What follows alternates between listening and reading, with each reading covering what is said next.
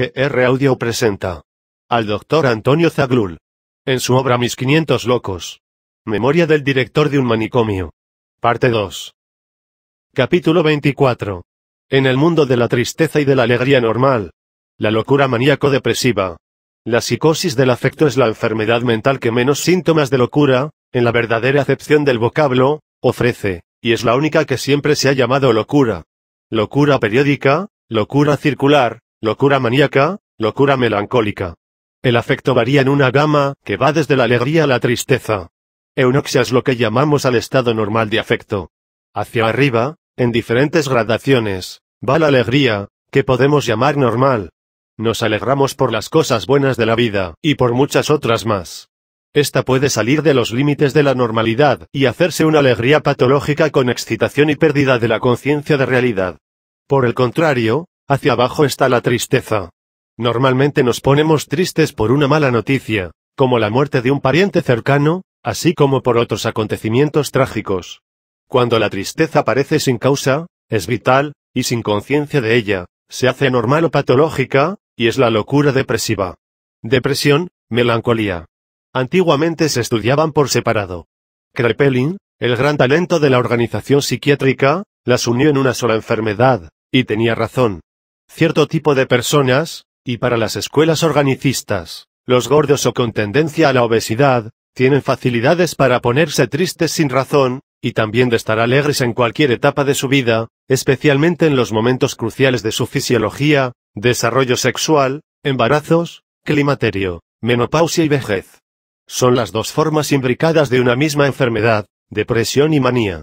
¿Pueden los pacientes presentar las dos formas de crisis? Otros solo presentan una de las dos. Otra característica de esta enfermedad mental, es su presentación periódica y la remisión total de los síntomas sin presentar demencia después de las crisis. En nuestro manicomio, los pacientes que más abundan son los esquizofrénicos, epilépticos y seniles.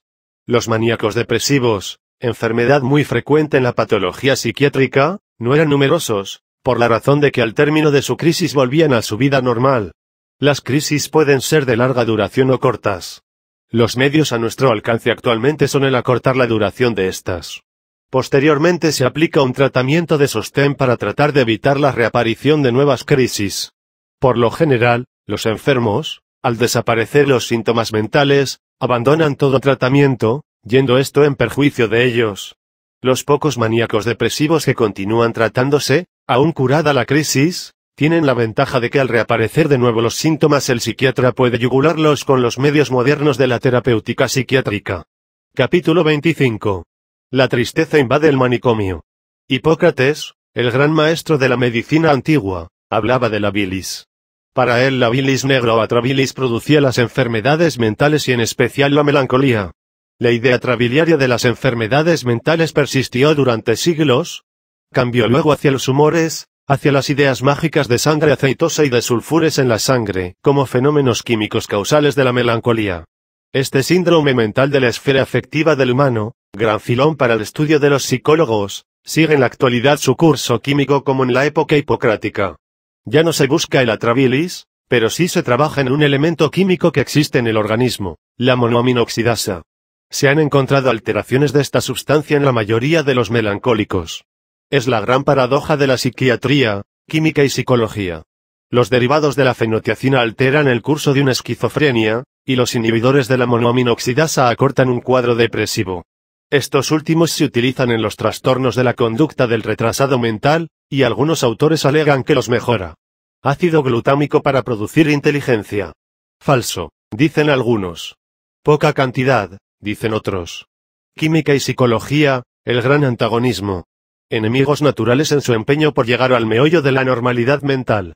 Enemigos en una lucha por un solo fin, la curación del loco y del nervioso, del que convulsiona y del triste. Los psicologistas no lo dicen, pero lo piensan. Ojalá que sean ellos los primeros en llegar a la solución. A su vez, los químicos también sueñan con que sean los psicólogos los primeros en resolver el gran problema. ¿Se llegará algún día a la verdad suprema?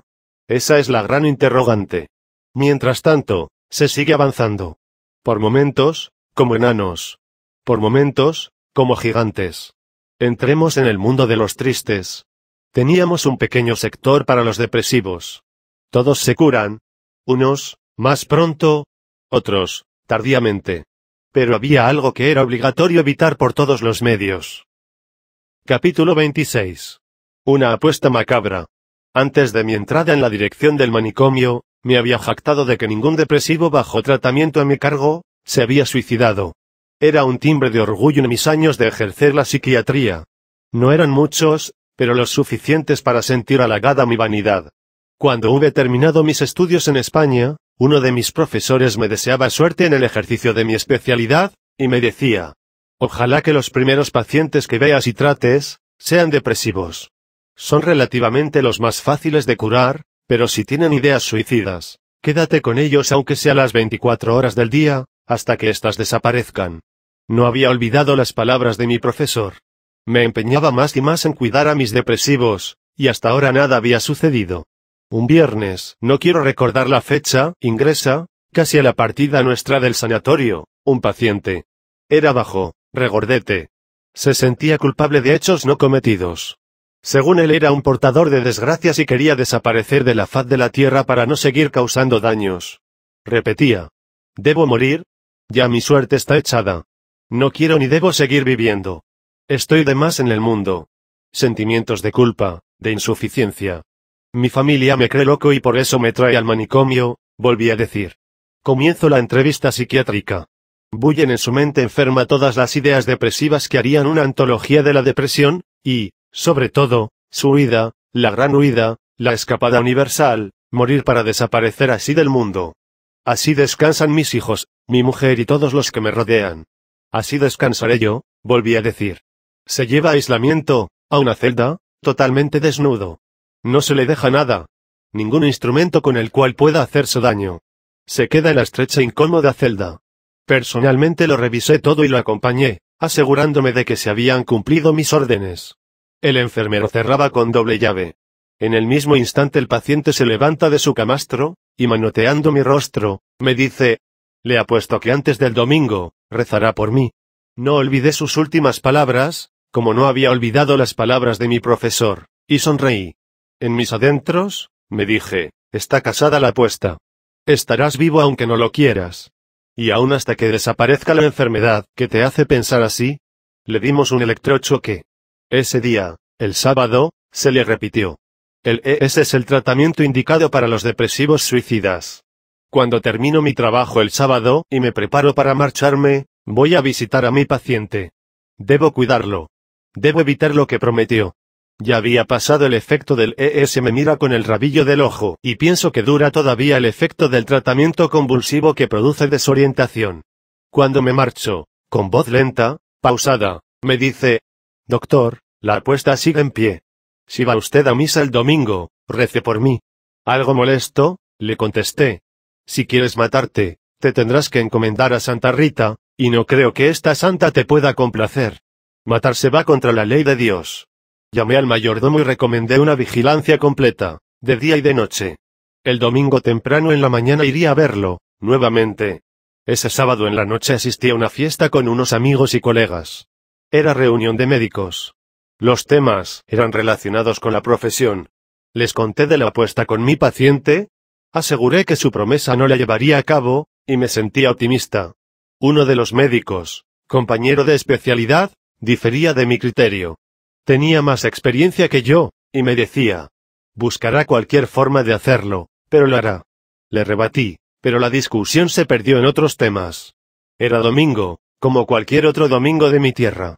El personal de mi clínica privada, donde vivía, escuchaba por la radio el sorteo de la Lotería Nacional. No solamente el personal sino también mis pacientes escuchaban la rifa. Cuando me vestía para marchar hacia el sanatorio, llega un enfermero del manicomio, jadeante, asustado, y con voz en cuello, me dijo: ¿lo hizo, doctor? Lo hizo. Sin pensarlo ya medio vestir, marché hacia el manicomio. ¿Cómo lo hizo?, me preguntaba. También le hice esa pregunta al enfermero. No sé, pero está muerto. ¿Está muerto en su celda? Esperan por usted para abrirla. Nadie se ha atrevido a hacerlo. Hemos avisado al fiscal. Yo me pasé la noche frente a él. Le juro que no dormí. Yo le creí.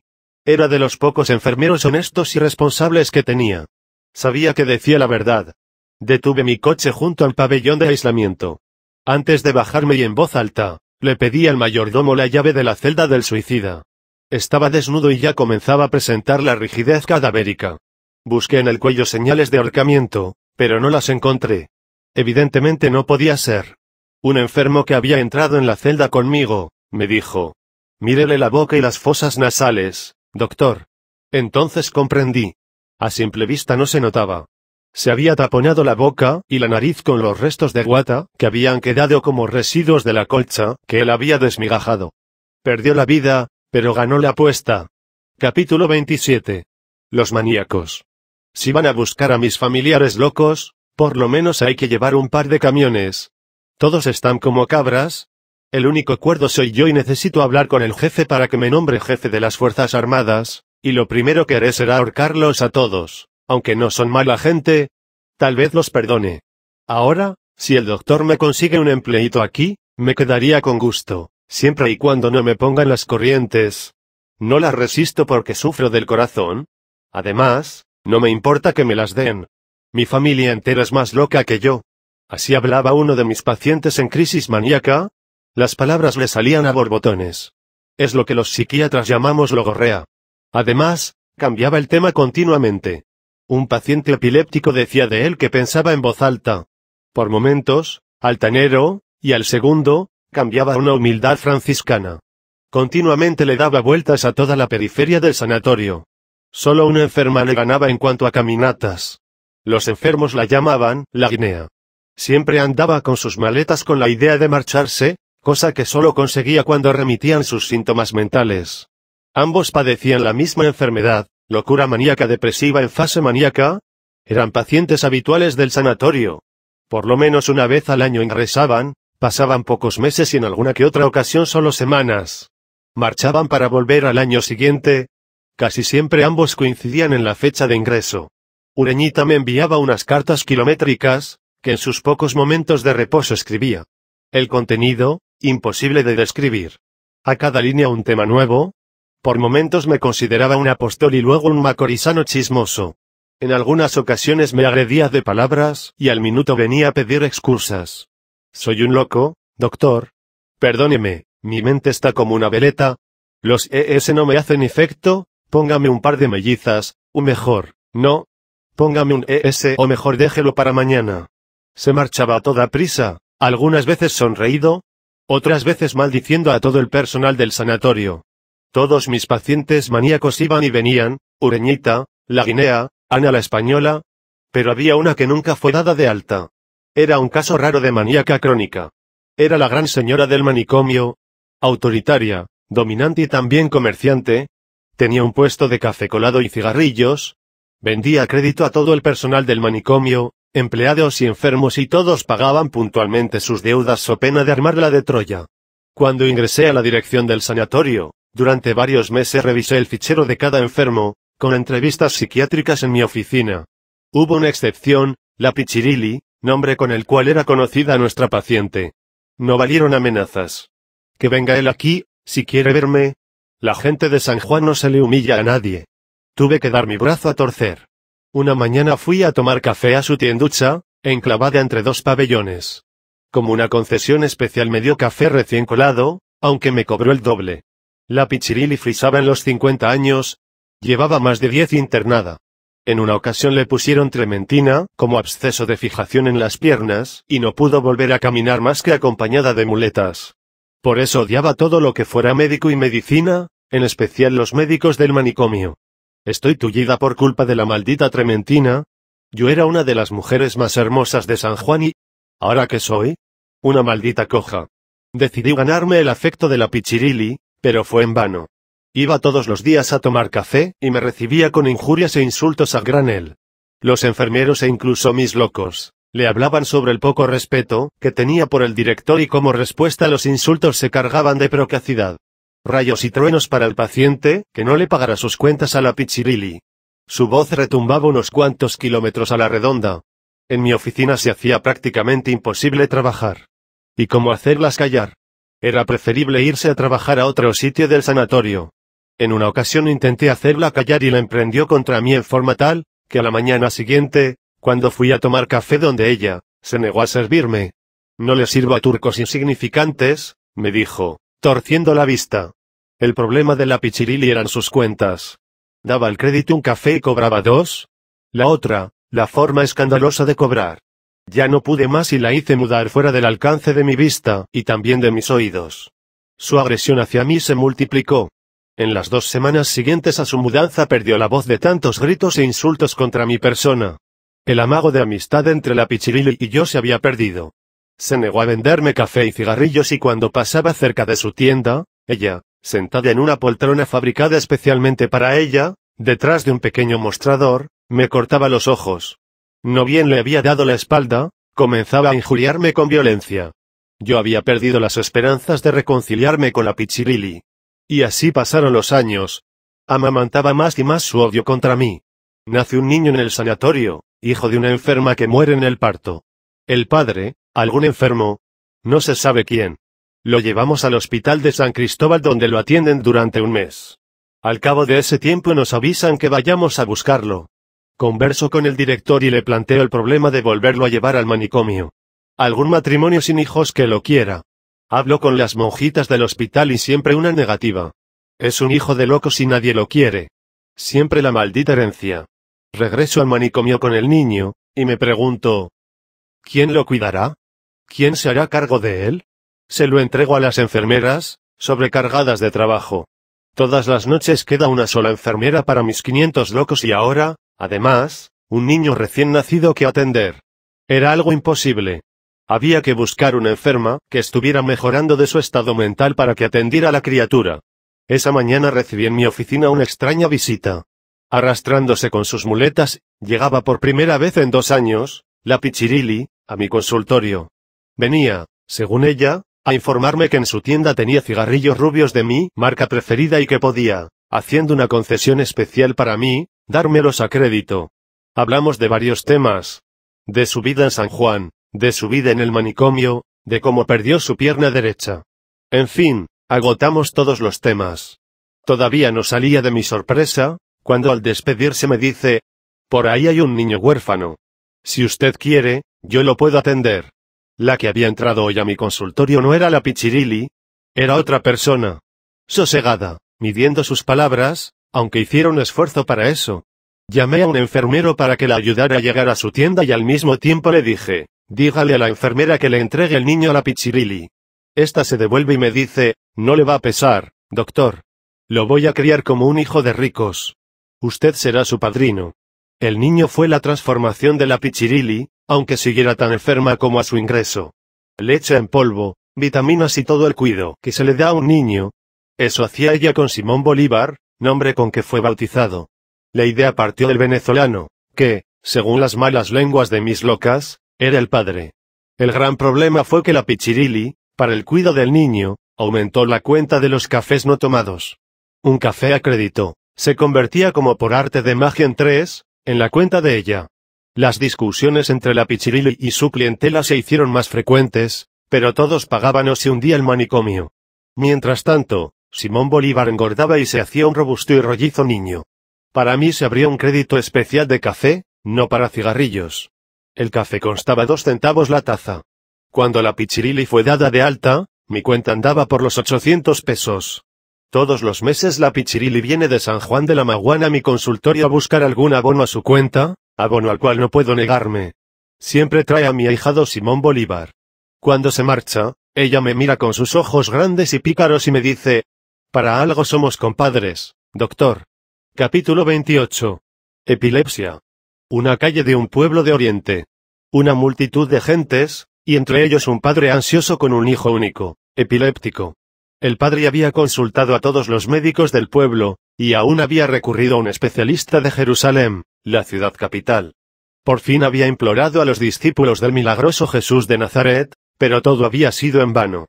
La última esperanza había desaparecido para él.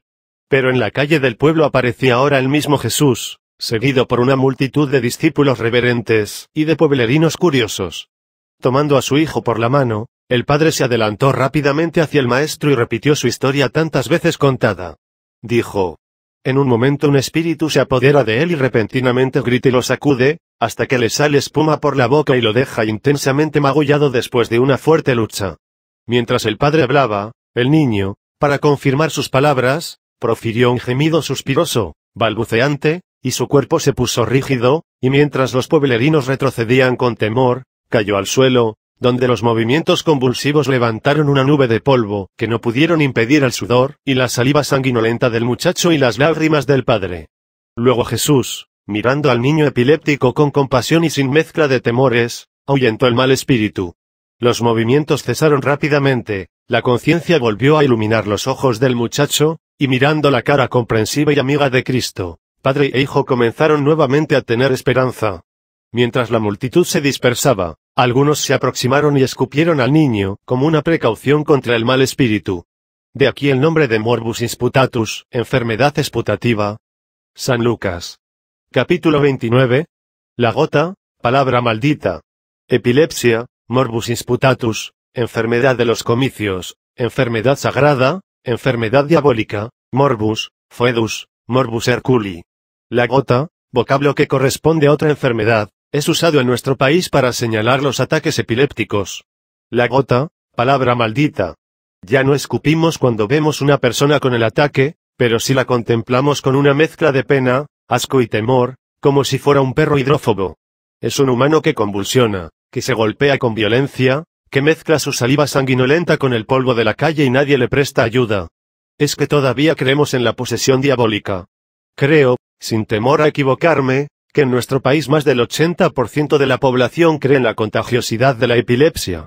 En una encuesta que practiqué hace algún tiempo en 2 hospitales generales de esta ciudad, el 60% de las enfermeras creía en la contagiosidad, al otro 40% le producía asco y miedo. Es una realidad cruda y cruel.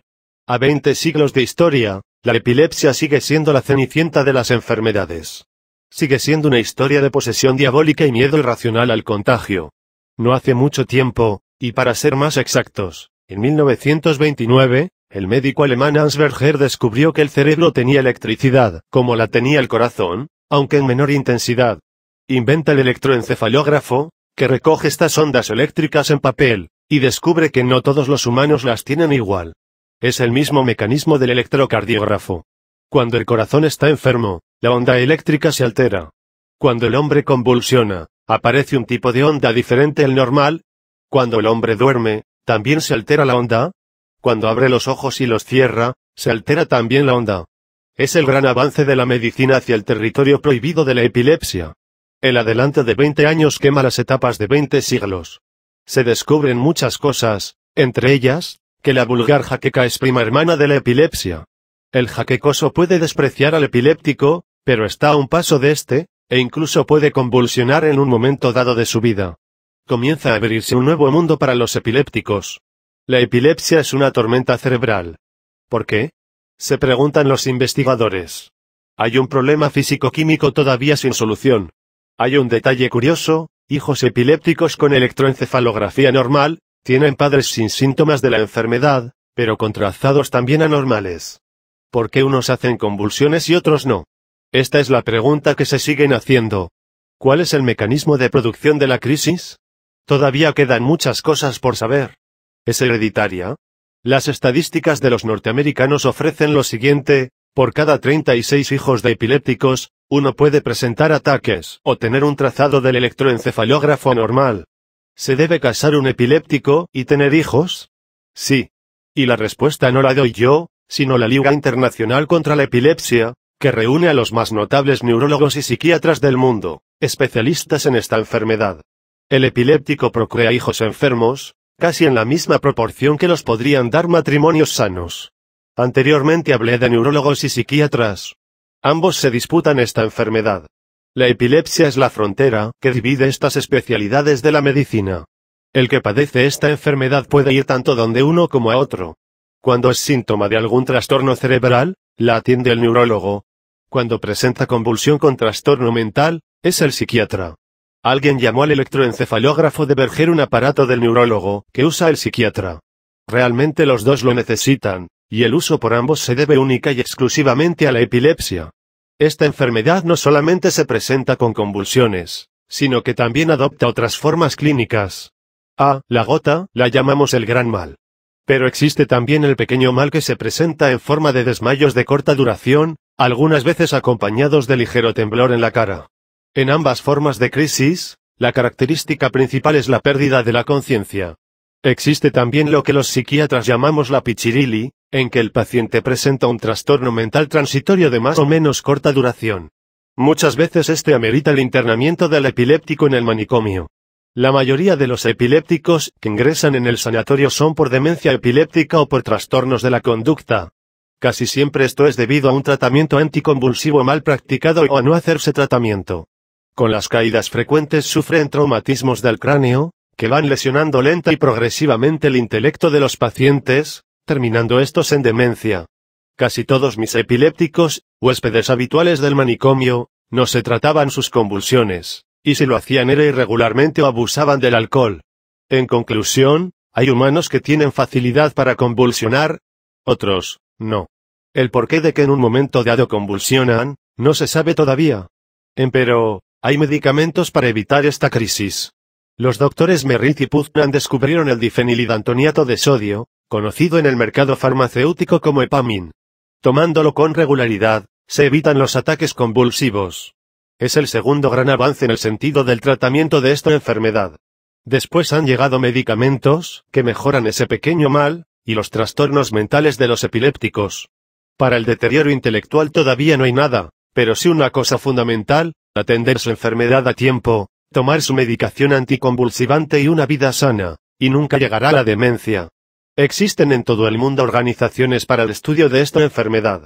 Una de ellas es la Liga Internacional contra la Epilepsia, que agrupa a un numeroso equipo de médicos dedicados única y exclusivamente al estudio global de esta enfermedad.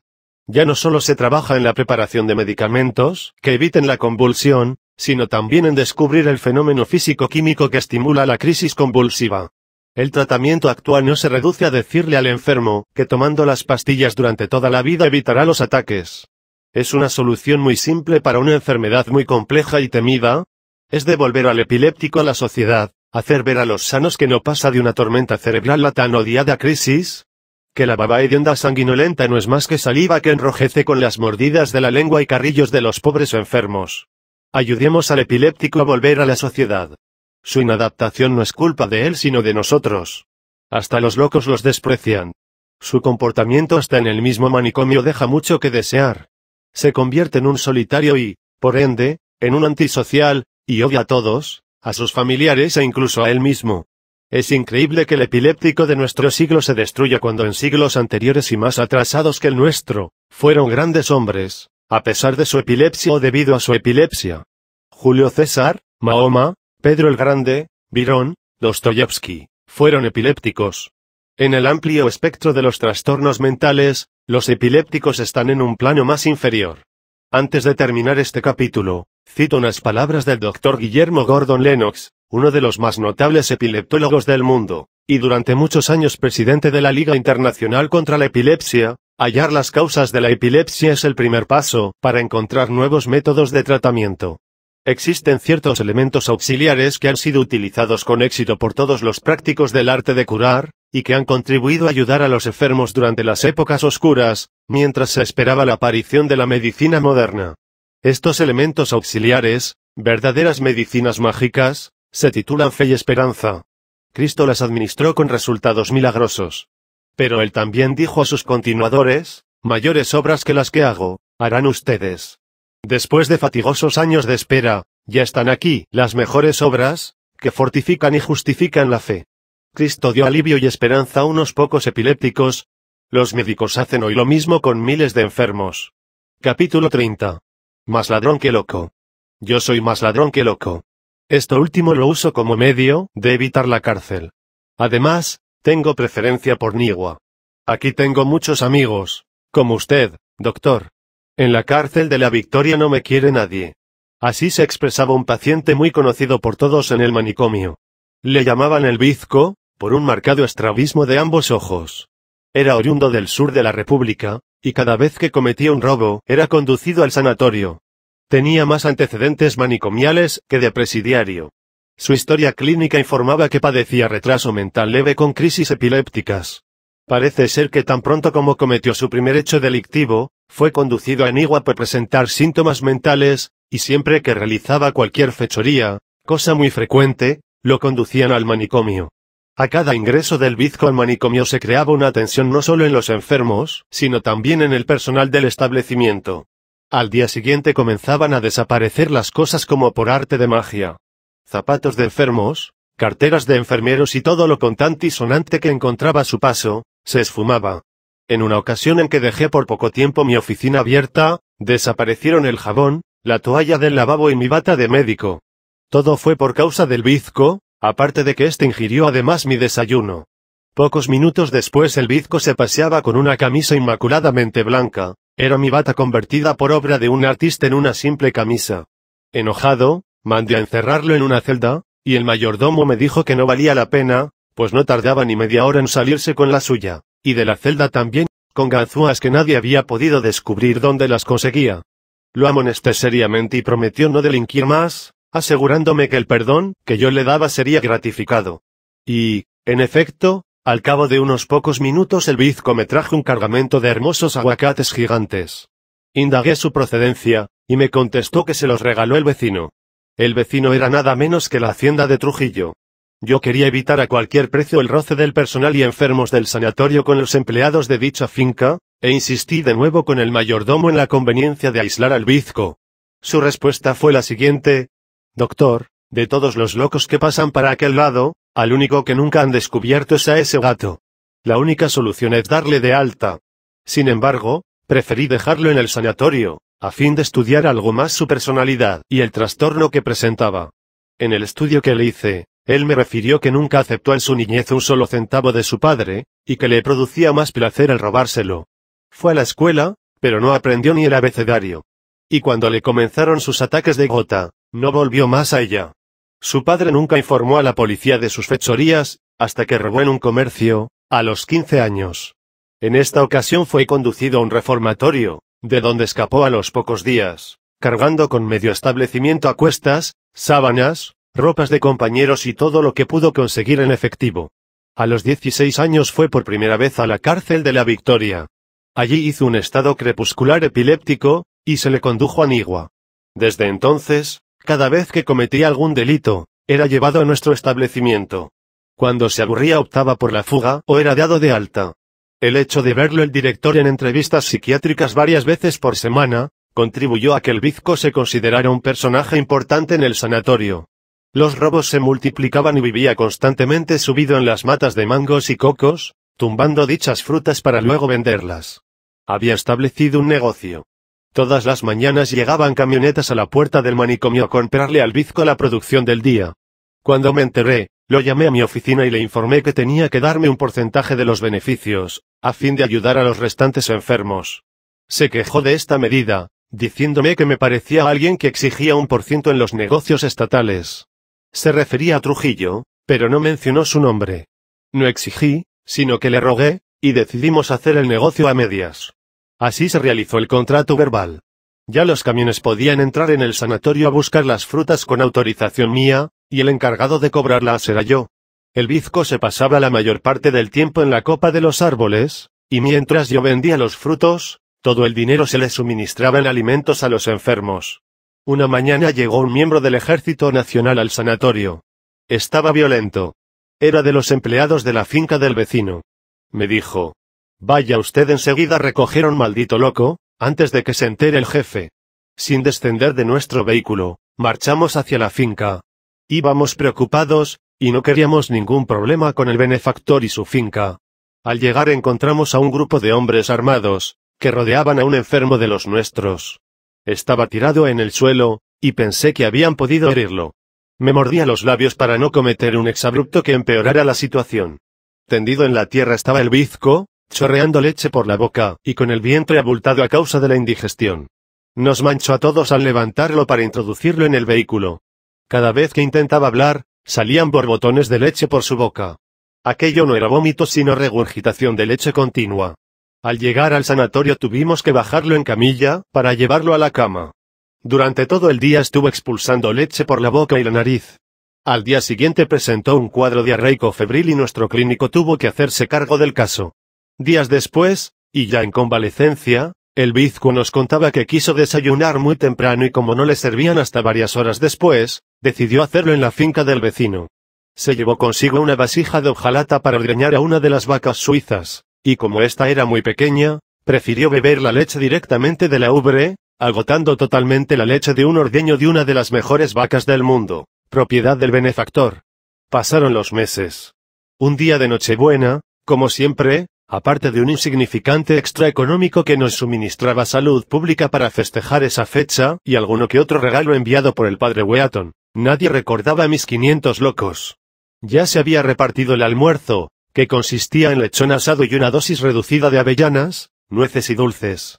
Veíamos pasar camionetas rumbo al leprocomio, conduciendo regalos de sociedades benéficas y de ricos filántropos.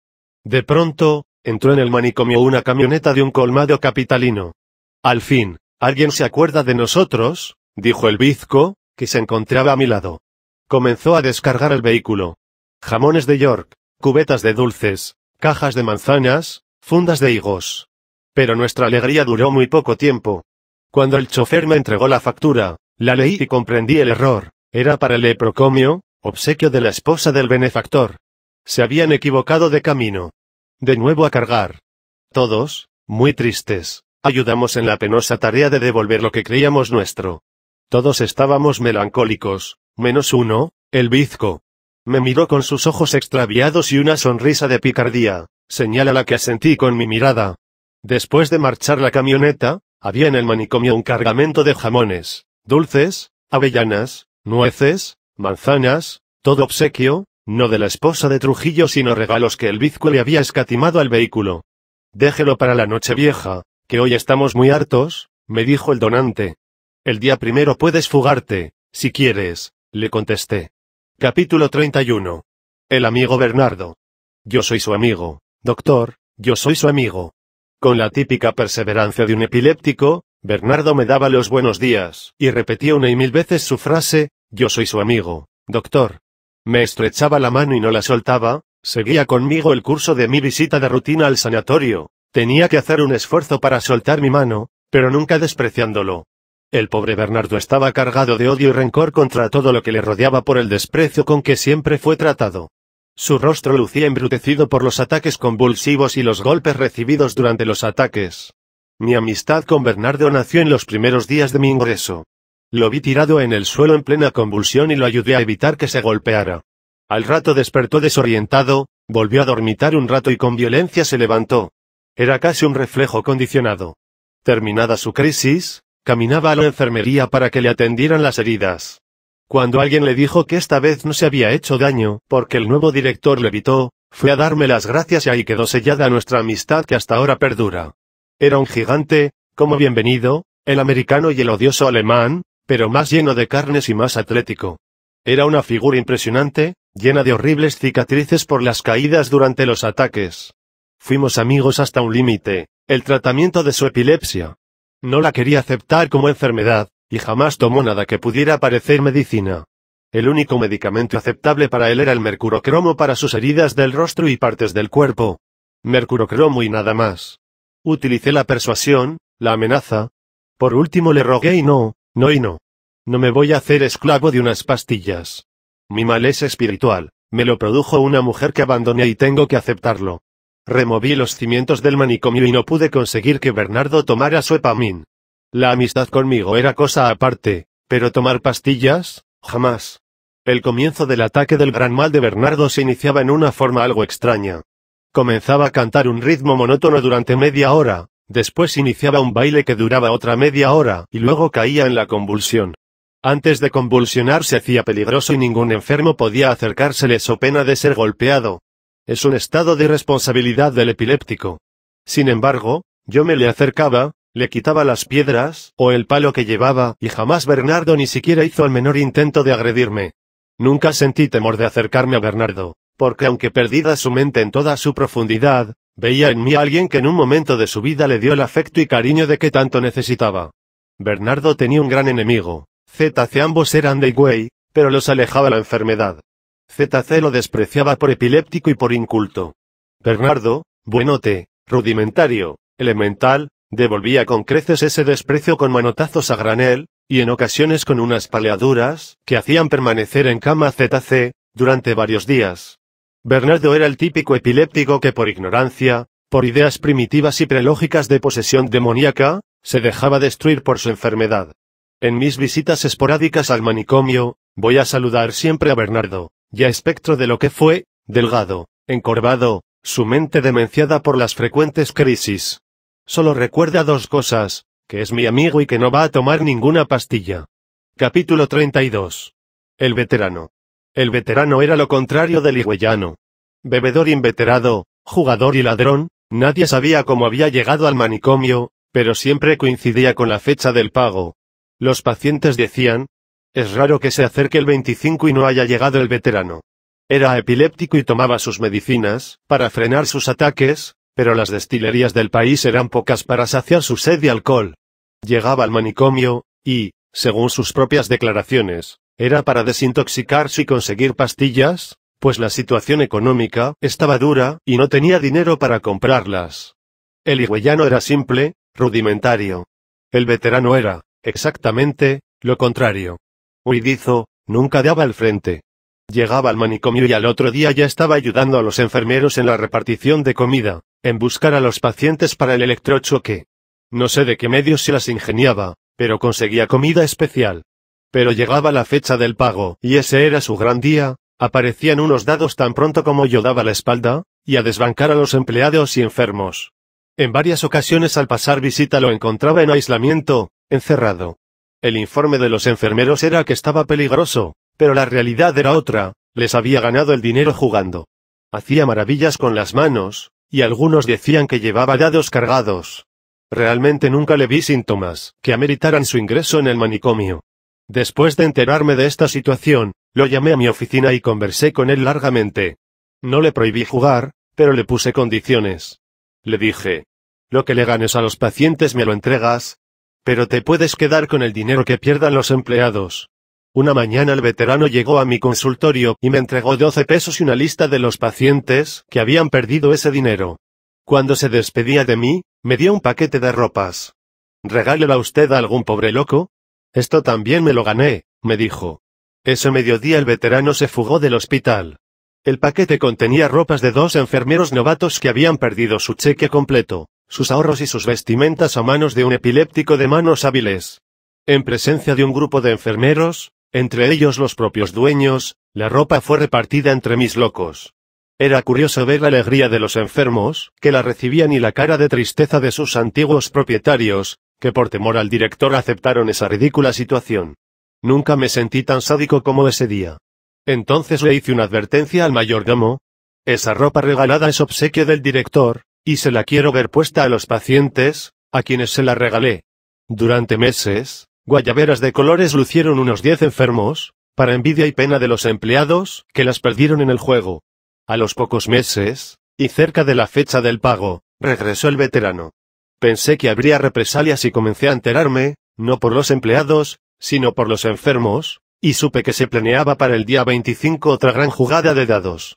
Quise evitarla y mandé a buscar al veterano. Le pedí los dados y me los entregó. Satisfecho, consideré mi obra terminada. El día 26 en la mañana, esperaba mi llegada el mayordomo. Estaba impaciente. Me informó que el veterano se había fugado nuevamente. La noche anterior había sido de juegos y desplumó a la mitad del personal. Me mostró el cuerpo del delito. Los dados los había hecho de semillas de aguacate prensadas, y tenían una peculiaridad, siempre caían en los números que el veterano apostaba. Capítulo 33. Los seniles. Hay una realidad, una cruel realidad, envejecemos. Nos pasan los días, los meses, los años. Las hojas del calendario caen y junto con ellas nuestra juventud desaparece. Se van perdiendo las fuerzas, nos movemos con lentitud, la piel se arruga, no toleramos leves esfuerzos físicos, olvidamos las cosas recientes y nos ocupamos más de los recuerdos. Los intereses vitales se reducen al mínimo. En fin, se avanza hacia la meta de la vida. Algunas veces se anhela la muerte, otras, nos aferramos con violencia al vivir, aunque sea mal viviendo. Es el destino inexorable de todos nosotros. Platón refiere que los antiguos sardos mataban a palos a los viejos. En el África había los llamados perros sepultureros, que se alimentaban de ancianos. En los mares del sur los hacían subir a los cocoteros, y sacudían violentamente el árbol. Únicamente si el anciano era capaz de agarrarse sin caerse, tenía derecho a seguir viviendo. Los síntomas más arriba descritos de la vejez, en algunas ocasiones se duplican, y juntos con estos aparecen síntomas demenciales. El paciente comienza a presentar síntomas de chochez o se vuelve demente. Los dementes seniles son el gran problema para el director de un manicomio, y para nosotros, con los pocos medios a nuestro alcance, se hacía mayor. Los viejos dementes llegaban a nuestro sanatorio por dos vías, hijos incapaces de soportar la locura senil de sus padres, y los asilos de los ancianos. Los primeros traían al manicomio a su padre o a su madre. Luego montaban el gran espectáculo de la mentira, lloros, demostraciones exageradas de afecto, lamentos, pero sobre todo la firme decisión de dejarlo internado. Siempre decían: «Doctor, no lo podemos tener en casa. Últimamente está peligroso. Temo por los niños. Es capaz de matar a un nieto». He aquí una retahíla de historietas más o menos hilvanadas sobre la base de peligrosidad del paciente y la necesidad de internarlo. Cuando logran dejarlo, varios domingos lo visitan, llevándole, al pobre papá, comidas y golosinas. Pero antes de finalizar el mes cae el olvido completo. Jamás lo vuelven a visitar. Únicamente lo recordaban, cuando se les enviaba el telefonema o telegrama informándoles de su muerte. Entonces llegaba la solicitud del cadáver, el gran entierro con muchas lágrimas, el gran sentimiento de culpa. La otra vía de ingreso eran los asilos de ancianos. Los viejitos agresivos, los que no duermen ni dejan dormir, tenían su ruta, Nigua, y con ella, su muerte. No teníamos personal abundante ni adiestrado. Habíamos habilitado un pequeño pabellón, que había ayudado a construir Aguacate, y allí los teníamos. Cuando mejoraban eran devueltos al asilo bajo la protesta de las buenas monjitas, que tanto se empeñaban en atender a los viejos, pero quienes les temían a los dementes como al mismo Satanás. De los cientos de demencia de viejos que pasaron por el sanatorio, solo recuerdo a dos, al viejito cubano de quien hablaré más adelante, y a un profesor retirado. Este último, pocos meses antes había recibido un espejo de regalo de un amigo, pues su familia estaba ausente, en el extranjero, y se pasaba todo el día contemplándose en el cristal azogado. Eso es lo que los psiquiatras llamamos signo del espejo, como si buscara su identidad perdida con su demencia. De este profesor, los informes recibidos fueron que los síntomas mentales habían comenzado a aparecer cuando dejó de trabajar. Es una realidad, envejecemos más pronto cuando menos actividad tenemos. En la actualidad, y con los avances de la medicina, el promedio de duración del humano es mayor y a su vez han aumentado los seniles y las demencias. Todavía no se ha descubierto ningún medicamento específico para la curación o prevención de esta enfermedad. Solo la actividad es favorable. Prueba de ello son los grandes estadistas europeos, los científicos de esta época, que sobrepasan los 70 años con una capacidad intelectual que muchos jóvenes envidiarían. Capítulo 34. Los fantasmas de mi cerebro, de José María Gironella. Una enfermera acudió a mi lado, me tomó del brazo y con extrema dulzura me acompañó al sanitario. «Tiene usted que orinar», me dijo. Yo oriné y salí del lavabo. La enfermera entonces me llevó a un cuarto alto de techo en el que había una cama. Supuse, no sé por qué, que me desnudarían, pero no fue así. Me tendieron en la cama y vi, sobre la mesilla de noche, un aparato parecido a una radio. Acto seguido entró un practicante llevando un pedazo corto de goma en la mano. También con dulzura me pidió que abriera la boca. Así lo hice y él me colocó la goma entre los dientes. «Apriete con fuerza», me dijo. Y yo obedecí otra vez. Hecho esto me cubrieron las rodillas con una manta y me dijeron: «No es nada, ya lo verá». Del aparato salían dos cordones largos, al final de los cuales había como dos tapones de cuero redondos y anchos. El practicante, con suma habilidad, tomó estos tapones e inesperadamente, volviéndose hacia mí, me los aplicó a las sienes, uno en cada sien, y al instante perdí la conciencia, me hundí en un sueño abismal. Cuando desperté no tenía la noción del tiempo transcurrido. Más tarde supe que después de cada electrochoque tardaba unos 20 minutos en despertarme. Capítulo 35. Los tratamientos. Nuestro arsenal terapéutico era muy pequeño, un aparato para electrochoques, que agonizaba de puro usado, Largactil y Epamin en dosis homeopáticas, laborterapia, insulinoterapia y psicoterapia. El electrochoque es un aparato ideado por dos italianos para producir convulsiones. Un pase de corriente de 110 voltios, décimas de segundos en las sienes del paciente, produce el efecto deseado. La razón por la cual los enfermos mentales, al convulsionarse, mejoran y curan de sus quebrantos, todavía permanece en el más oscuro misterio. Hace miles de años los egipcios dividían las enfermedades mentales en dos antagonismos de tipo diabólico, el de decir disparates, y el que convulsionaba. Ese antagonismo persiste en los manicomios. El epiléptico repudia al loco y éste reciproca esa antipatía. Idéntico caso sucede en las cárceles. El ladrón desprecia al asesino, y éste le devuelve con la misma moneda. Existen casos, aunque raros, de epilepsia con locura. Un gran observador y mejor psiquiatra, el Dr. Meduna, observó que cuando estos pacientes convulsionaban, mejoraba su estado mental. Utilizó medios químicos para producir las convulsiones, hasta cuando se llegó al descubrimiento del electrochoque. Esta era nuestra arma principal en el reducido núcleo terapéutico, con pocos gastos y resultados positivos, siempre y cuando se acertara en su indicación.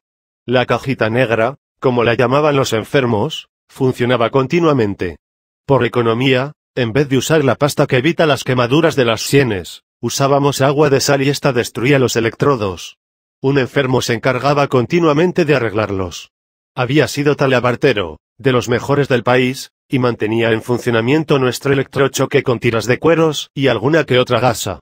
Solo había un problema: cuando él hacía crisis de agitación y sabía que íbamos a ponerle los electrochoques, rompía el aparato, y, pacientemente, los médicos, mal que bien, nos las arreglábamos para repararlo. Nuestra segunda gran medicina era el largactil. Los locos la llamaban la pastillita amarilla de lagarto. Este producto es clorpromacina, un derivado de la fenotiacina. Los franceses la descubrieron hace algunos años, e hizo avanzar la terapéutica psiquiátrica en muchos años. Con nuestro reducido presupuesto, las dosis que usábamos de largactil eran mucho menos que las necesarias para lograr curaciones. Al principio la utilizábamos para calmar a los agitados. Después ideamos solicitarla a los familiares de los pacientes, de los cuales a algunos la suministraban y otros no. Otro medio era conseguir la muestra gratuitamente. Sackel, un distinguido médico austríaco ido a destiempo, descubrió otro medio para la terapéutica de los enfermos mentales: la insulinoterapia, es decir, la insulina del azúcar, junto con otros elementos de secreción interna. Unos médicos canadienses, Banting y Best, descubrieron la insulina. Luego se logró hacerla sintética y se usa para regularizar el azúcar de los diabéticos. En grandes dosis provoca el coma hipoglicémico y la muerte. En una ocasión, al usarse la insulina en una enferma mental diabética, le produjo un coma del cual remitió. Los síntomas mentales de esta paciente mejoraron y dio pautas a Sackel para repetirlo, logrando la curación total de dicha enferma. Es un tratamiento peligroso, pues el paciente es llevado a un estado comatoso.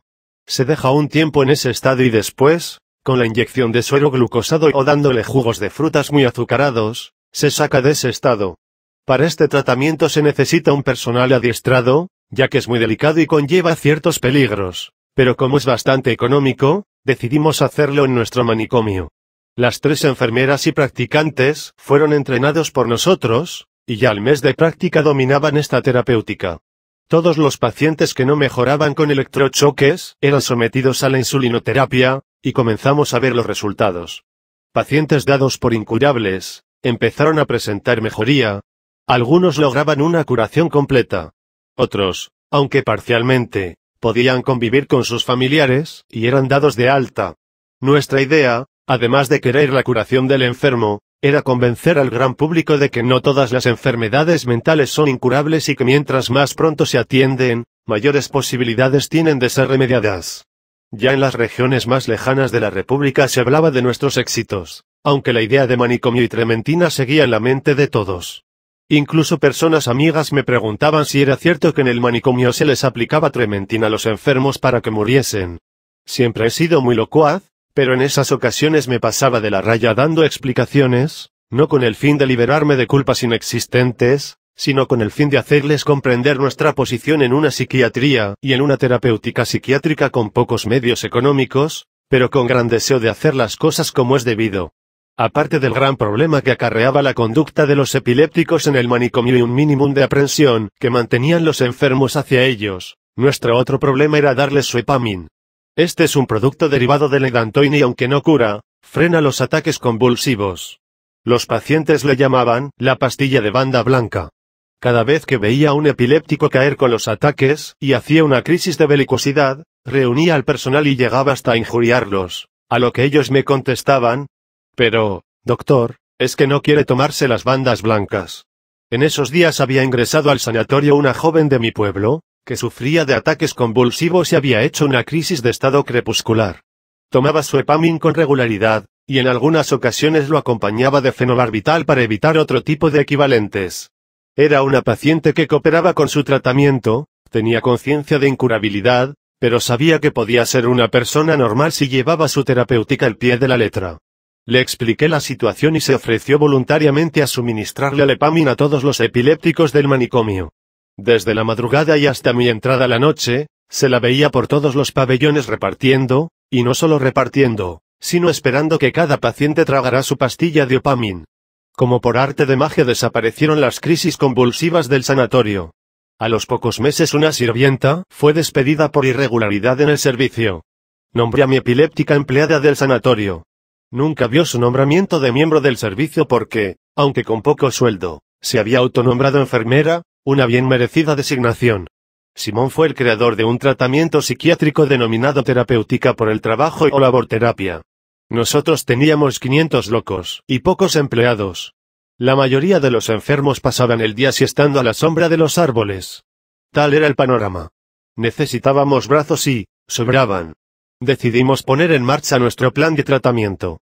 Un sábado pasamos censo, para conocer los nombres y oficios de los pacientes, y clasificarlos. Los carpinteros irían a un remedio de carpintería donde se hacían los ataúdes. Había varias hectáreas de tierra sin cultivar y un pequeño conuco de un enfermo que se consideraba dueño absoluto de él, terreno que intentábamos utilizar, con el inconveniente de que no había nadie que se atreviera a desalojar al temerario ocupante.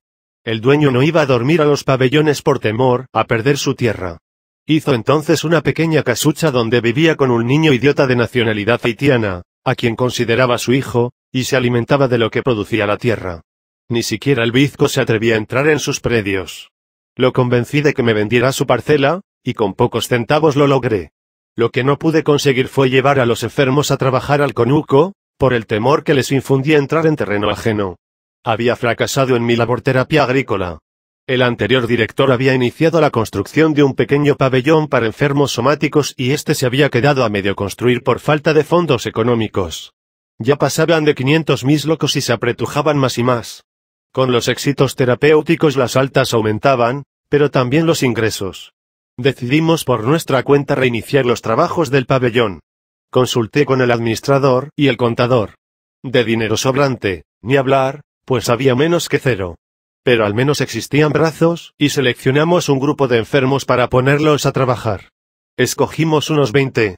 Entre estos había uno a quien llamaban Aguacate. Era un delgado pero musculoso negro de San Lorenzo de los Mina.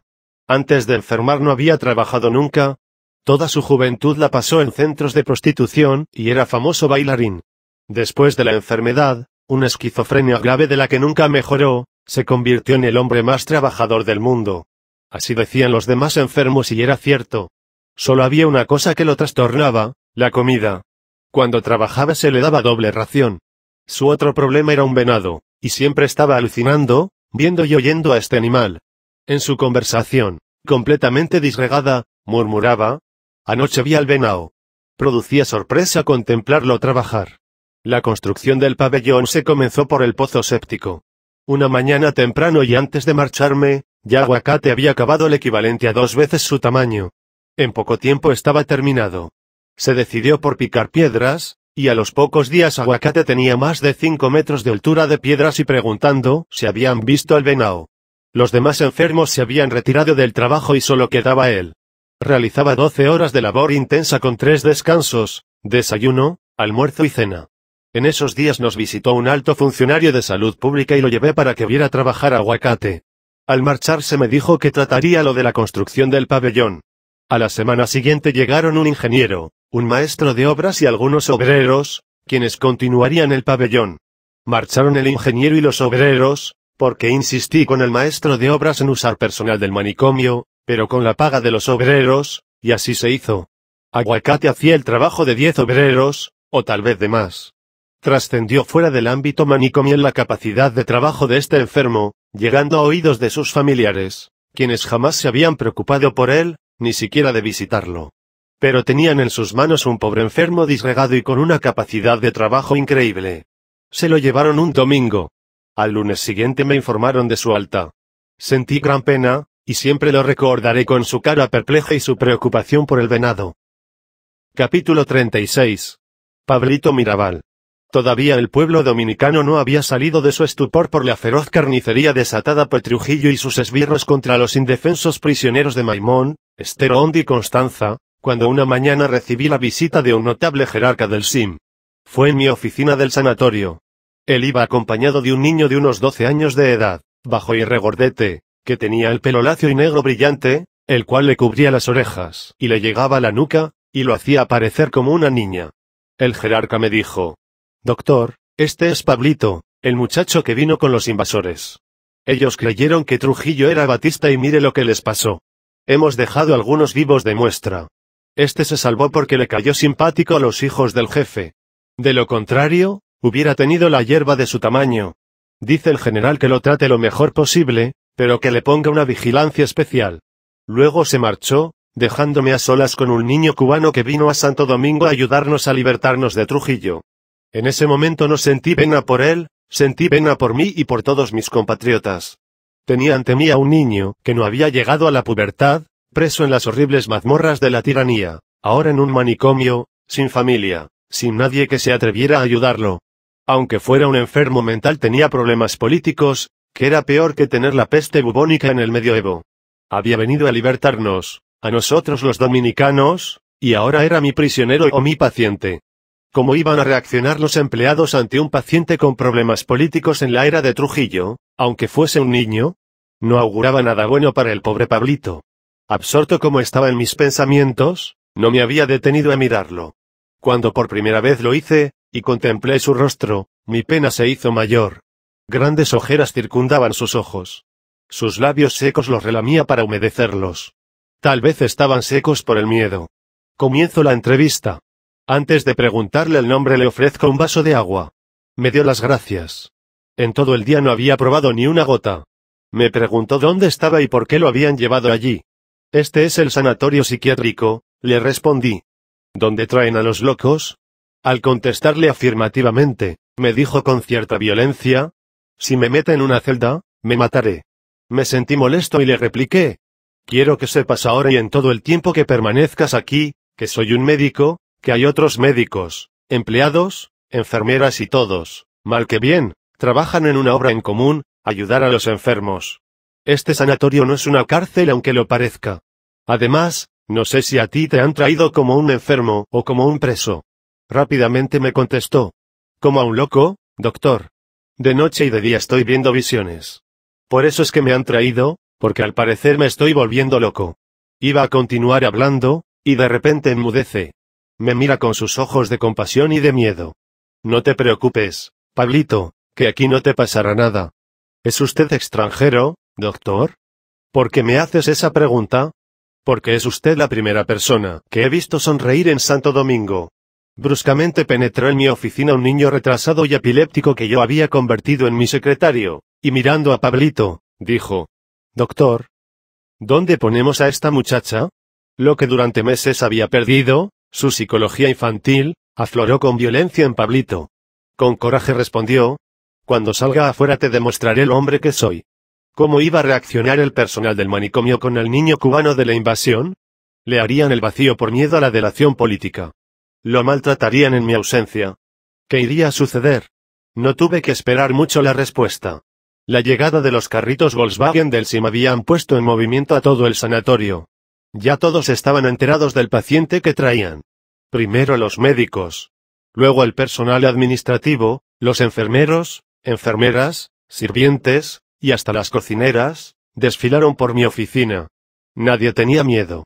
Todos querían conocer a un niño que vino a libertarnos y que traían enfermo de la mente, tal vez porque no pudo resistir las torturas a que fue sometido por los psicópatas criminales de Trujillo. Muchos años antes de mi entrada en la dirección del manicomio, En él se habían cometido numerosos crímenes. El personal de la cárcel de Niwa allí permaneció durante unos años, y siguió la misma tradición de la horrible prisión, aunque entonces fuera un manicomio. Nunca, durante mis años en la dirección, pude obtener datos acerca de estos crímenes. Había un pacto de silencio y de miedo. Solo algunos enfermos, inconexos en su lenguaje, insinuaban detalles aislados, pero nada más.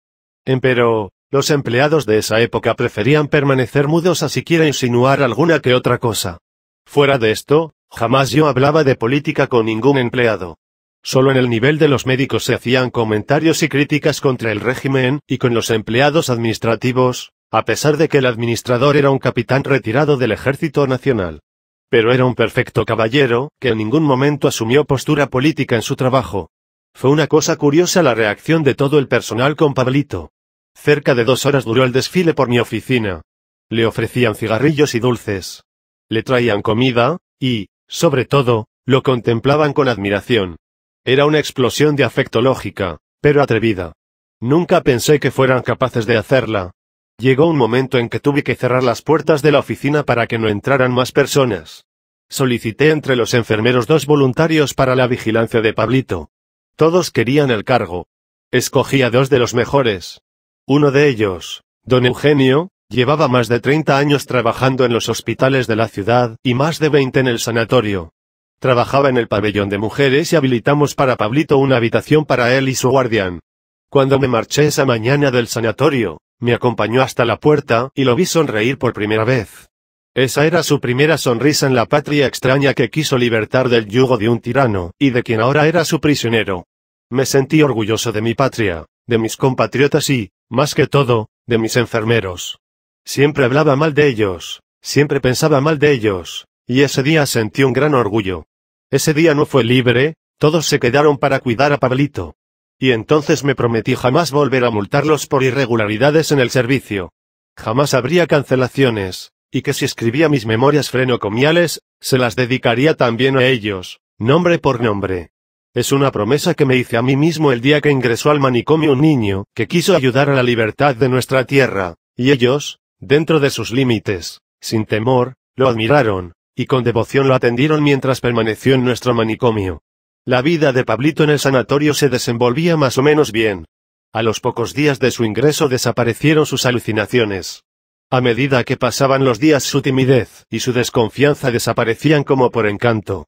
Pero algo quedaba, jamás hablaba de su prisión. Cuando se tocaba ese tema, rápidamente cambiaba de conversación o se marchaba con violencia. Solo me decía: mi padrino está preso en la 40. Me valía de todos los medios y artimañas para hacerlo hablar, pero no obtuve resultados. Mi padrino está preso en la 40 con los dominicanos que quedaron vivos, repetía. Nada más. Como reguero de pólvora se entera la ciudad de la permanencia de Pablito en el sanatorio, y los domingos se llena de visitantes. Todos van a verlo. La idea de manicomio y circo había desaparecido. Pero ahora era yo quien estimulaba las visitas. No iban a ver a mis locos y a burlarse de ellos, iban a ver al niño que había desafiado la cólera del tirano, y ese era el tributo, pequeño, pero meritorio. Se había perdido el miedo de 30 años de horrenda tiranía, e iban a rendir homenaje a un pequeño héroe. Un lunes me informó el mayordomo que el domingo había ido al manicomio una gran cantidad de militares. Ellos también quisieron ver a Pablito, y conversaron largamente con él.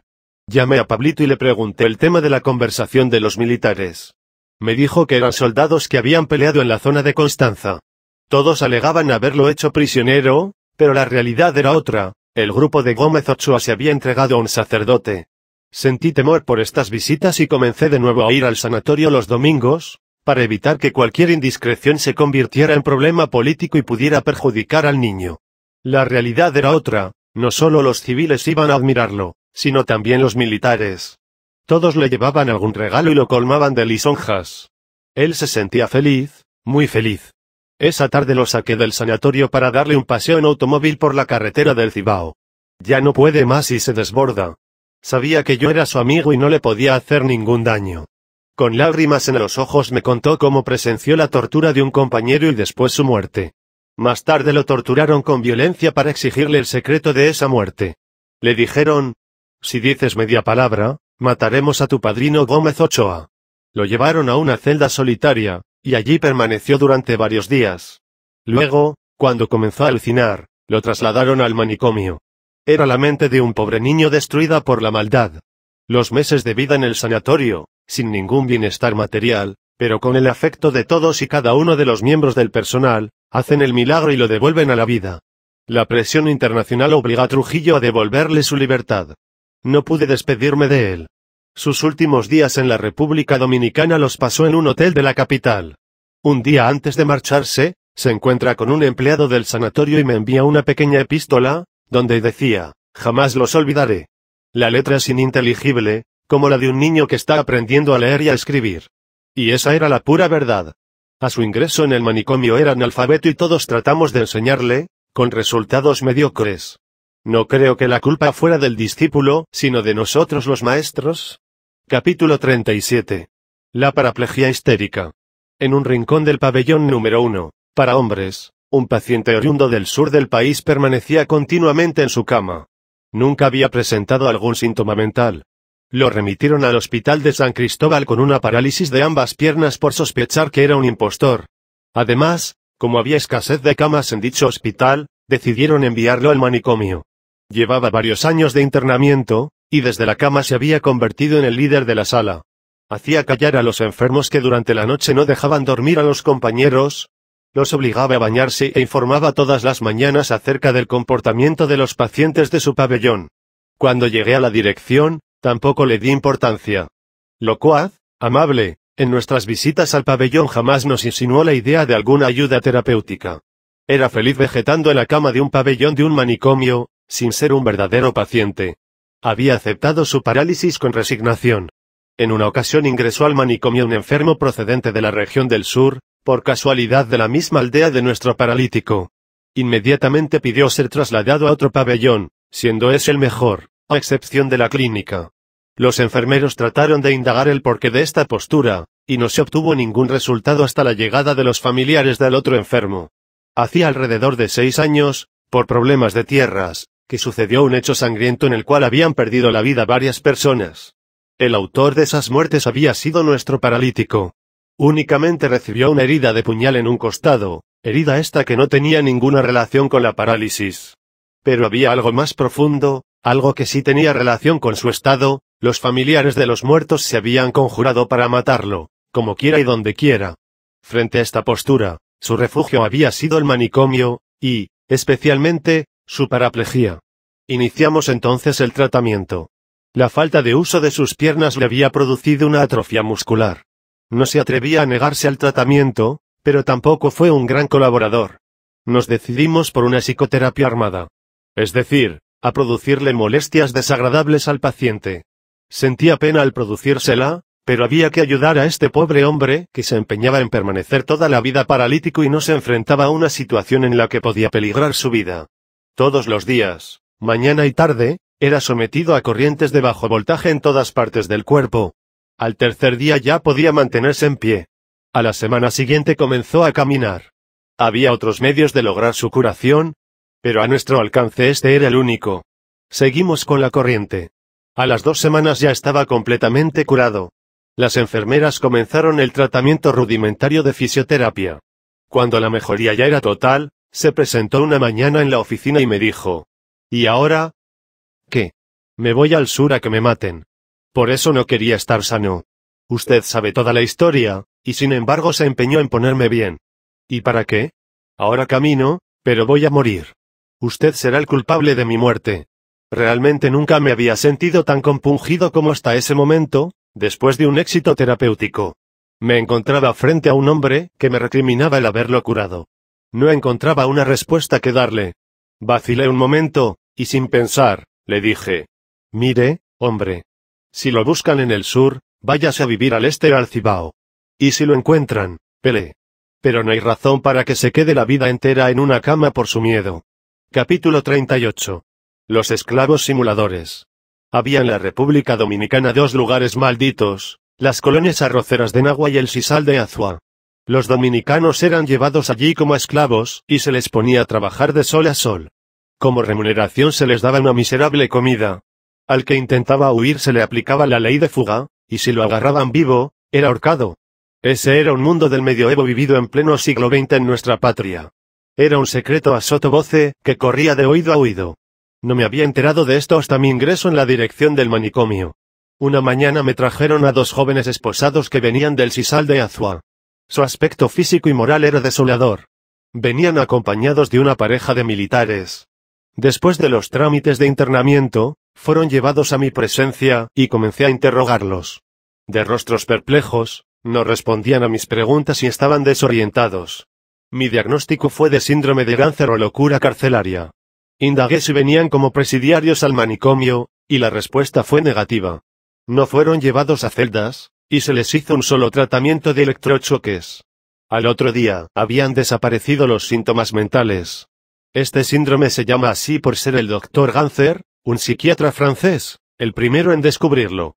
Aparece en las cárceles y en algunos centros donde las personas están sometidas a grandes tensiones. Es generalmente una forma de simular una enfermedad mental inconsciente. Es decir, el paciente no se da cuenta de que él mismo la provoca con el fin de obtener algún beneficio, y, en este caso, su libertad. Al otro día volví a entrevistar a los jóvenes. Me refirieron que eran buenos amigos, y que en una ocasión en que conversaban en una esquina cercana a su casa, fueron detenidos y llevados en camiones a Azua. Ahí comenzó su calvario. Fueron llevados al Sisal. Se les ponía una camisa roja para reconocerlos. El trabajo duraba desde temprano por la mañana hasta la puesta del sol. Estaban tostados por ese ardiente sol del sur del país. La comida era horrible y pasaban horas sin ingerir una gota de agua. Casi a diario veían cadáveres colgados de los árboles, eran los que habían intentado huir. Solo había una forma de escapar, hacerse al loco. Era algo difícil, pues la teoría en el Sisal era que para ser orate, había que comerse su caca. También tenían que pasar la prueba de la bayoneta, la cual consistía en ponerle una bayoneta en el vientre y empujarla sin producir herida, para ver si esa mierda es un loco o se está haciendo. Esa era la expresión. Uno de los amigos comenzó a presentar alucinaciones visuales al mediodía. Veía fantasmas en vez de árboles de sisal. El compañero aprovechó esto para simular los mismos síntomas. Esa noche comenzó a comerse sus excretas. Recuerda vagamente la prueba de la bayoneta, y después no recuerda nada más, ni siquiera el tiempo transcurrido. Habían perdido la noción de tiempo y espacio. Solo llevaban 2 días en el manicomio, y reaccionaban favorablemente. Meses después trajeron a 4 pacientes. Estos venían de Nagua. Ahí era todo lo contrario con respecto al clima. En vez del seco, desértico, de Azua, era agua por todos lados, sanguijuelas y mosquitos, y con ellos, el paludismo. Los métodos eran idénticos. La fuga se castigaba con la muerte. El trabajo era de sol a sol, sin sueldo y con una miserable comida. La única vía de escape era simular locura. Comer sus excrementos, la prueba de la bayoneta y alguna que otra cosa peor. El manicomio era la tabla de salvación. Había que llegar por todos los medios ahí para conseguir la libertad. Pasaron los meses y aumentaban los pacientes del Sisal y de Nagua. Se había corrido la voz entre ellos. Si llegaban a Nigua, estaban salvados. Muchos murieron en su intento. Todos los que llegaron fueron internados 2 días. Se les trataba con electrochoque, buena comida y libertad. Capítulo 39. Los simuladores. Así como hay sanos que de una manera consciente o inconsciente simulan enfermedades mentales, también hay enfermos que tratan de disimular su enfermedad. En psiquiatría usamos un término, conciencia de enfermedad, cosa que no tienen la mayoría de los enfermos internos. Algunos comienzan a presentar sus delirios, sus pensamientos ilógicos, y la familia los trata de persuadir de su error. Llega el momento de las vivencias anormales del enfermo, en que éste no refiere sus síntomas para evitar roces familiares, y también su internamiento manicomial.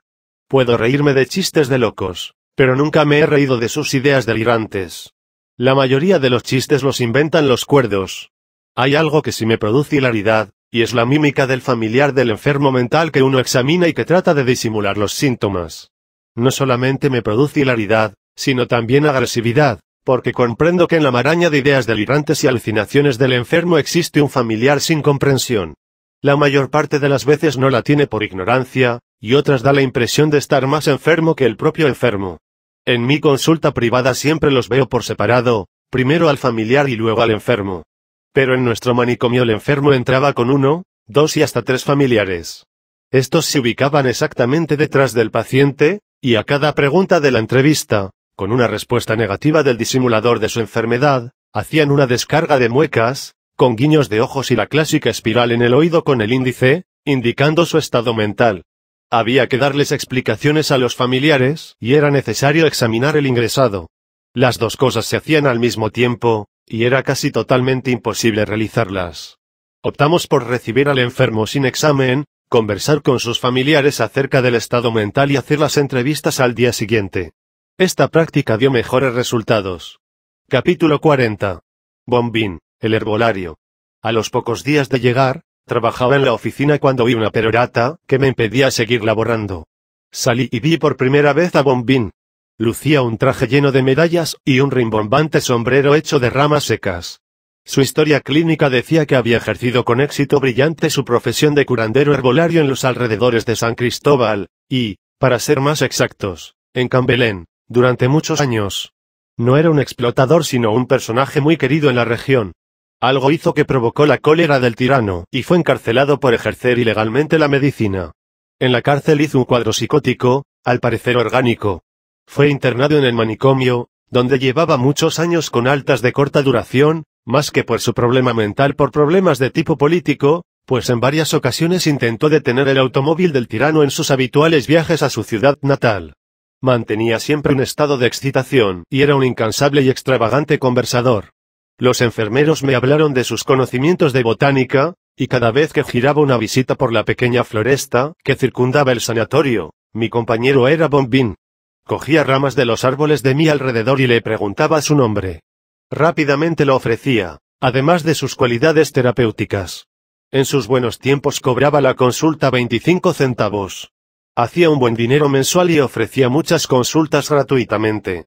Siempre fue manirroto, había procreado una larga familia, que atravesaba una difícil situación económica, y él señalaba como culpable de esa situación económica paupérrima, al robavacas, término que usaba para designar a Trujillo. Una cosa muy curiosa poseía a Bombín y por eso se consideraba un predestinado, tenía doble hilera de dientes. No sé cómo los dentistas llaman a esto, pero él, al estrechar la diestra de alguien que llegara, le enseñaba los dientes y los hacía crujir. Su principal queja eran las nuevas medicinas. Decía, los médicos de antes, que eran los buenos, formulaban igual que yo y aparte de eso no conocían las hierbas como yo, ni cobraban tampoco como yo. ¿Y ahora? ¿Qué? Zaglul, Granada, Real, de los santos y los estudiantes, dan patentizados y choques, y una medicina de lagarto. Se refería al largactil, un derivado de la clorpromacina, que se usa para el tratamiento de los enfermos mentales. En una ocasión, y durante mis recorridos con Bombín, vimos caer a un enfermo con un ataque epiléptico. Lo recogimos y fue llevado a su cama. Seguimos nuestro itinerario, y comenzamos a hablar de la terapéutica de la epilepsia.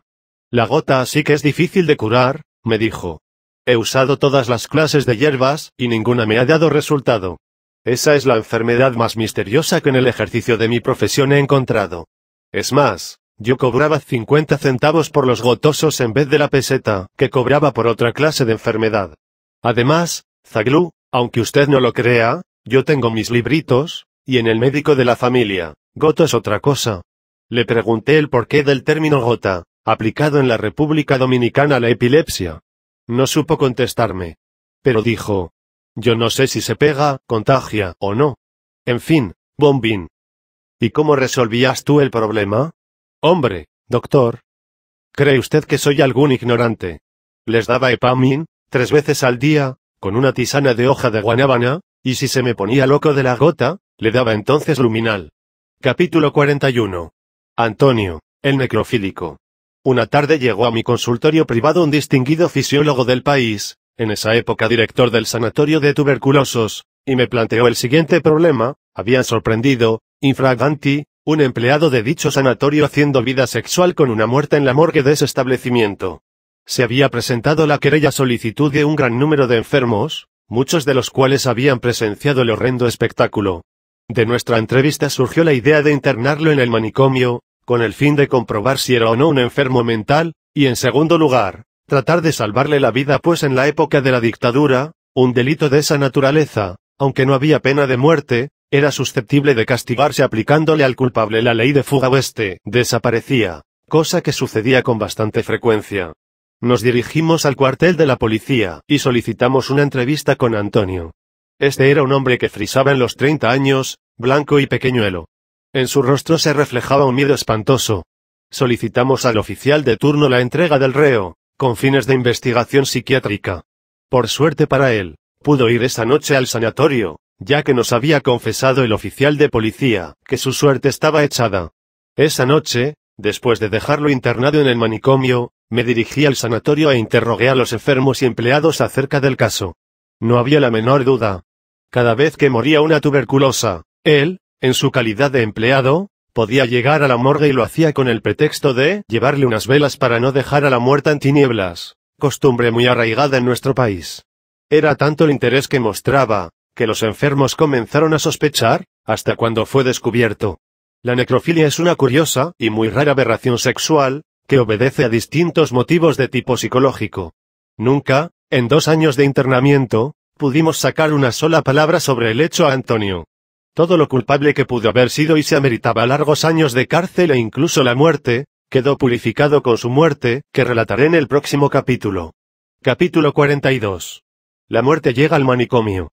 Una mañana lluviosa, a mi llegada al sanatorio, me informa el estudiante de servicio, que la noche anterior había ingresado un paciente en estado delirioso febril, y que había considerado no internarlo por parecerle un caso de enfermedad infecciosa, con síntomas mentales, pero que dado lo avanzada de la noche, había dispuesto dejarlo hasta mi llegada, a fin de ver qué se decidía. Los problemas de medicina somática los resolvía en la medida de sus medios, nuestro médico clínico, y en caso de problemas quirúrgicos o problemas más graves, enviábamos a los enfermos, siempre y cuando no estuviesen agitados, al hospital de San Cristóbal. Fuimos los 3 médicos a ver y a examinar al paciente. Estaba en estado semicomatoso, con fiebre altísima. Por momentos salía de ese estado y comenzaba a delirar. En cortos instantes intentaba agredir, por lo que consideramos que aunque fuera un enfermo físico, debía permanecer en el establecimiento. Nuestro problema era que no había disponible ningún pabellón de aislamiento para los infecciosos. Preparamos una pequeña habitación para él, y Antonio, el necrofílico, voluntariamente se hizo cargo del cuidado del enfermo. Se enviaron muestras de sangre, heces y orina, al Laboratorio Nacional para fines de análisis. A los pocos días llegó un informe, y no del laboratorio, sino de la Secretaría de Estado de Salud. Decía, hay un caso de tifoidea en el psiquiátrico. Fue como si me hubieran apaleado. Me reuní con los médicos y el personal administrativo, y les planteé la grave situación. Ese paciente contagioso había estado en contacto con los demás enfermos de su pabellón, se evacuaba en la cama, comía y bebía en los mismos platos y vasos de los compañeros. El viejito rumbero estaba en crisis, y cuando las hacía practicaba la geofagia y la coprofagia, es decir, comía tierra y heces. Este era un viejito de más de un siglo, enviado del hospicio de ancianos, porque no podían tenerlo a causa de esas crisis. Estas eran cortas y luego se recobraba totalmente. Los pacientes le llamaban el rumbero, porque vivió en Cuba durante la Guerra de Independencia y había peleado a las órdenes de Máximo Gómez y de Marcos del Rosario.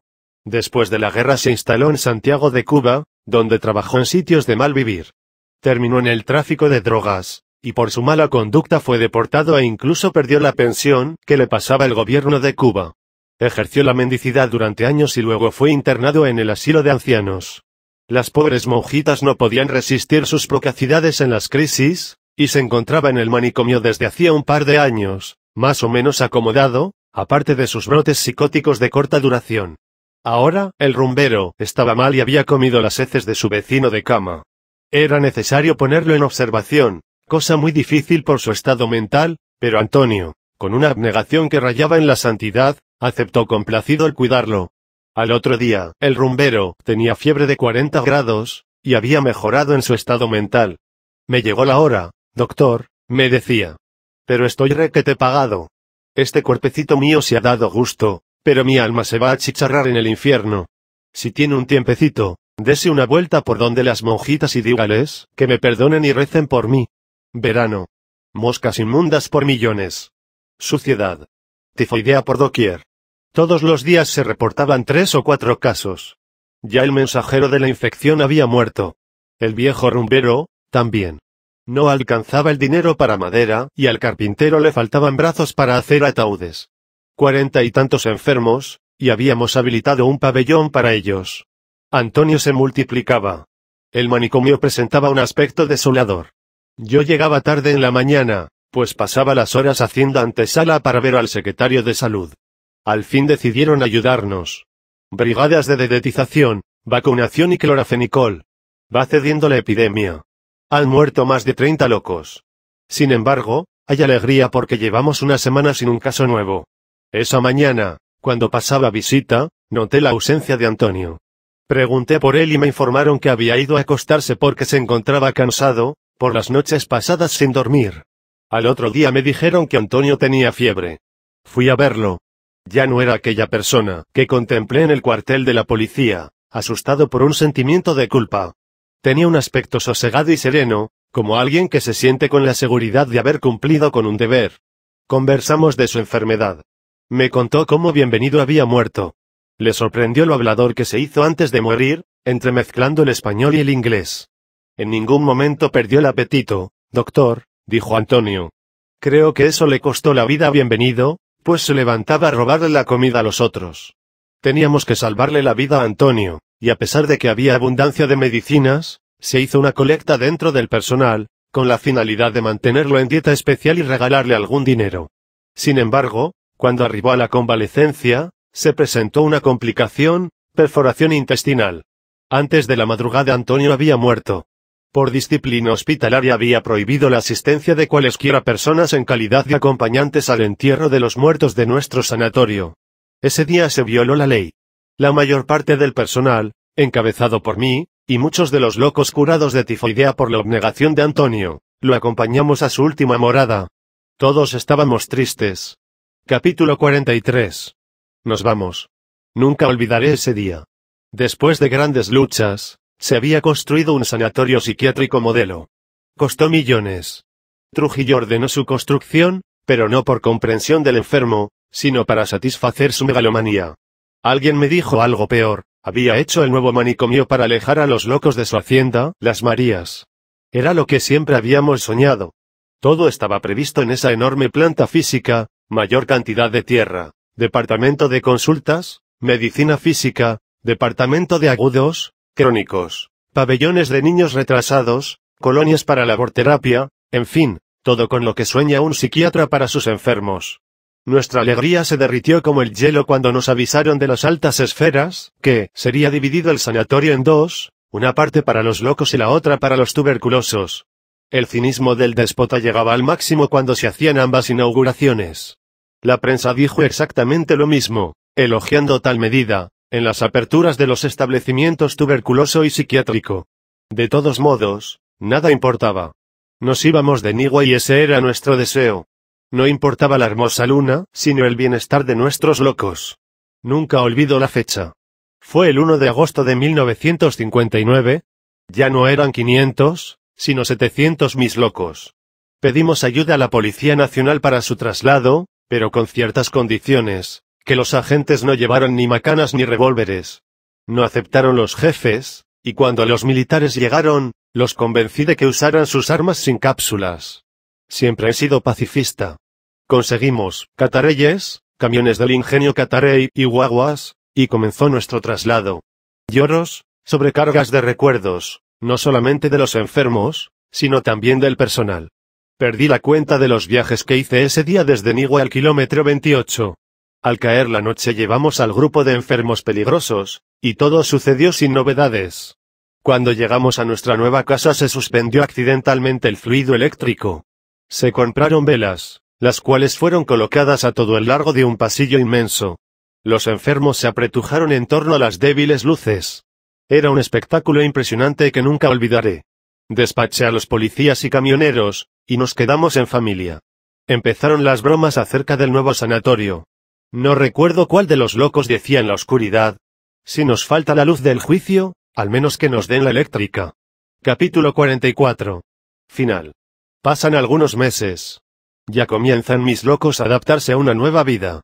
Se quejan de sus vecinos, los pobres tuberculosos, pero es igual. En mi lucha por la supervivencia en Nigua, perdían mis locos de sus vecinos los leprosos, y ahora pierden de los tísicos. La situación política se empeora. Los médicos que dirigen la salud pública se olvidan del juramento de Hipócrates y hacen más política que medicina. Una mañana aparece en mi oficina un grupo de médicos, si es que pueden llamarse así. Me notifican que he sido destituido de mi cargo. Tengo que marcharme sin despedirme de mis locos.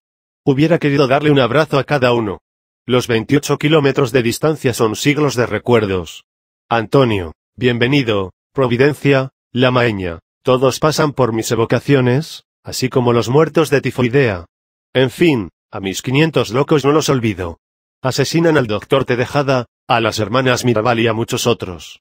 Ya el clima criollo no se puede respirar, y marcho hacia el exterior, a Puerto Rico y a mi ruta de siempre, al manicomio insular de Río Piedras. Trabajo con locos puertorriqueños, pero siempre añorando a mis 500 locos. Después de la muerte de Trujillo, vuelvo a mi patria. Ahora doy clases, los sábados, a los estudiantes de medicina. En el manicomio hay caras nuevas de psiquiatras y de enfermos. Cuando tengo nostalgia, busco las fichas de mis antiguos locos para rumiar recuerdos. Hay una parte de mi juventud enterrada en aquellos años. Mis 500 locos son también un fragmento de mi propia vida.